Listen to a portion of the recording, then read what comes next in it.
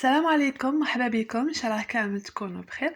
اليوم جبت لكم نوع من انواع الحلويات الجافه اللي بزاف بنينه هايله خفيفه ما شاء الله. قبل ما نبدا نقول لكم اشتركوا في القناه، ما تنساوش اللايك اذا عجبكم الفيديو فضلا وليس امرا. يلا بسم الله نروح نشوفوا كيفاش حضرناها. نروحوا ايتاب باغ ايتاب.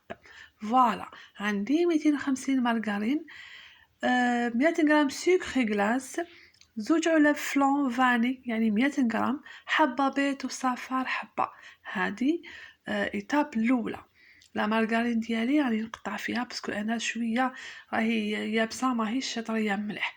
لازم تكون درجه حراره الغرفه باش ينجحونا كامل لي غوسات. فوالا، لا مارغرين توجور تكون تمبيراتور امبيانت.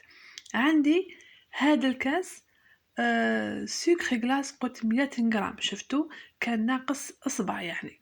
فوالا، دوك نكيل 100 غرام زيت ونشوف وين لحقت لي في هذا الكاس.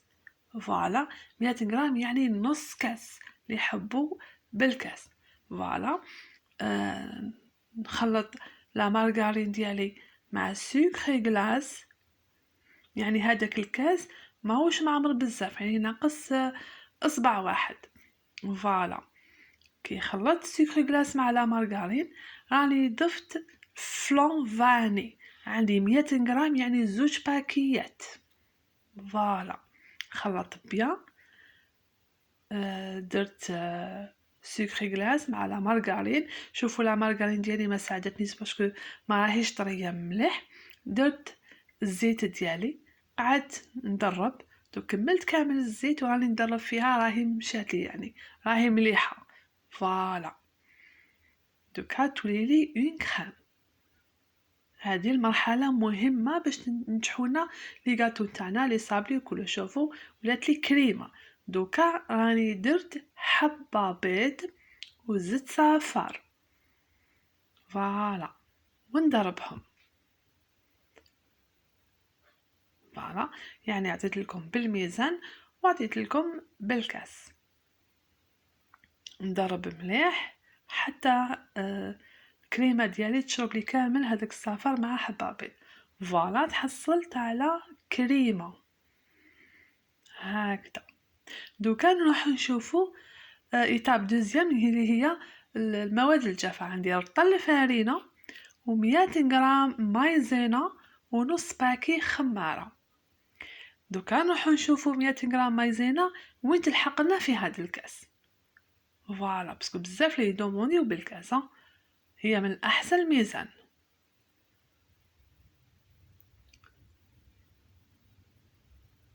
فوالا، و عندي نص باكي ليفر شيميك 5 غرامات. شتو يعني لا مايزينا قريب يعني كاسة. فوالا، 5 غرامات. الكريمه ديالي هذه درتها في جفنه باش تجيني واسعه، ونديرو رشه ملح، لازم رشه ملح في لي غاتو. دوكا راني ضفت يعني تقريبا كامل، درت الفرينه درتها تقريبا كامل يا. فوالا، درت كاس تاعي تاع لا مايزينا لي 100 غرام، ودوك نزيد ليفر شيميك ونصيرهم.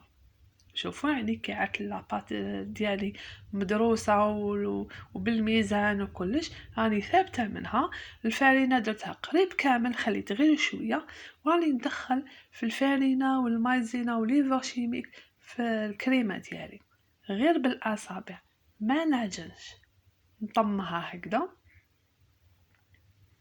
فوالا، جامي نعجنو لي باتا غير بالاصابع. هنا راني كملت كامل الرطل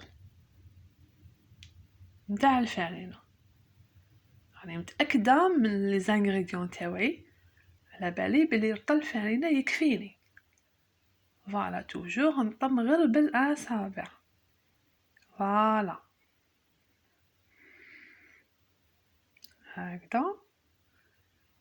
والليفر شيميك نديرو غير نص باكي يعني مغرفه صغيره.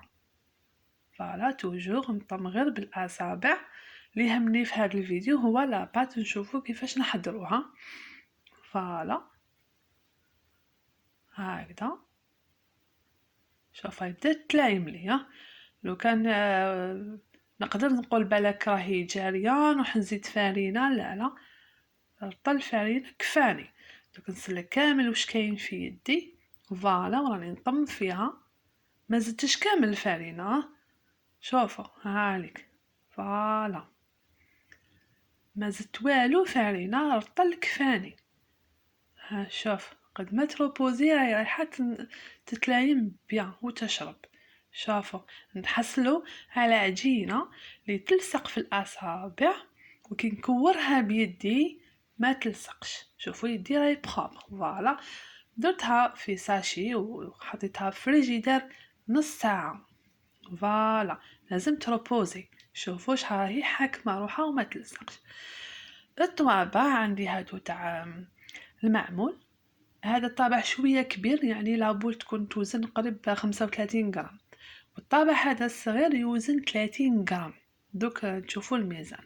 فوالا الطابع تاعي توجو في لافارين، لابول نعاود نكورها بيدي، نديرها في الفرينة ونديرها في الطابع.